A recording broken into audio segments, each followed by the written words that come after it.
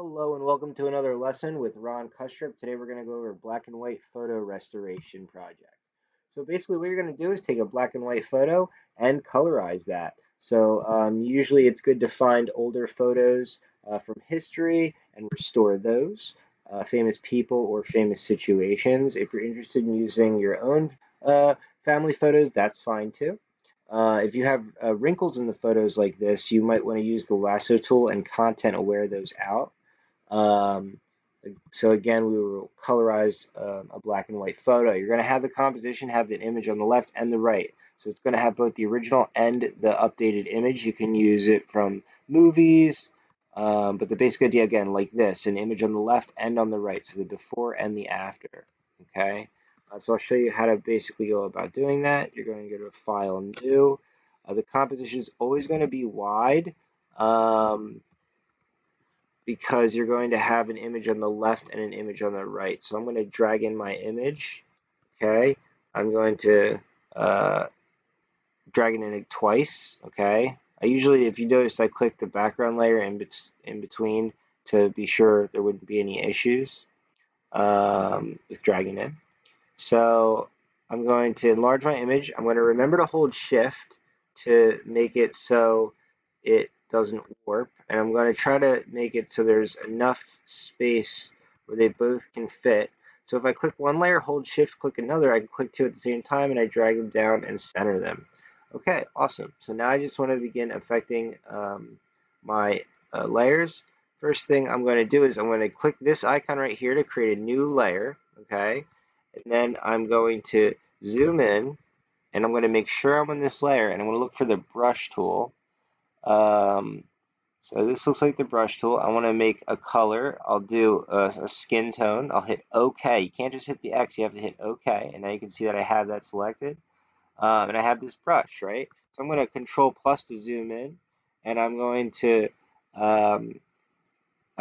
make my brush bigger by clicking here and making the brush bigger. I think that size is nice, maybe right about there. I'm going to click and see what happens. So notice that it just created that intense look, right? But if I click here and I go down to color and I click color, now it's just colorizing it.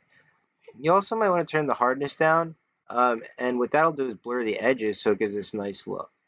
So that's basically how you go about this project. I'm going to quickly just color, with skin tones, it's usually um, all shades of browns, yellows, reds, orange. So those generally will be colors involved in skin tone. So I'm just giving it a red base. All skin tones have many different colors in them, right? So there's never one color. Um, so let's just see, let me create another layer and then maybe we'll add some yellow. So I'll click here and then I'll go to yellow. Definitely use maybe some like desaturated yellow. So let's see, let's add some maybe like right here, and then remember to always do that drop down and do color. So that seems a little intense, but it does look kind of interesting. Let's get a little more, maybe some here, and then what we can do is, right, watch this. So what we'll do is we'll then lower the opacity of it, so it's not nearly as intense, and it gives us more of a subtle uh, kind of nicer aesthetic, more realism when you start doing that type stuff.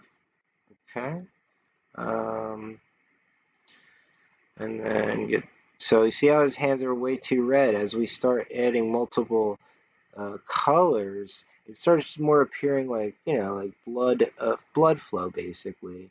Where some areas have more, some less. Okay, and I'll just show you also. Many skin tones will have um, maybe very desaturated purple for shadows is sometimes used. Um, so it can sometimes, that's a bit intense, but that's basically the idea. Control 0.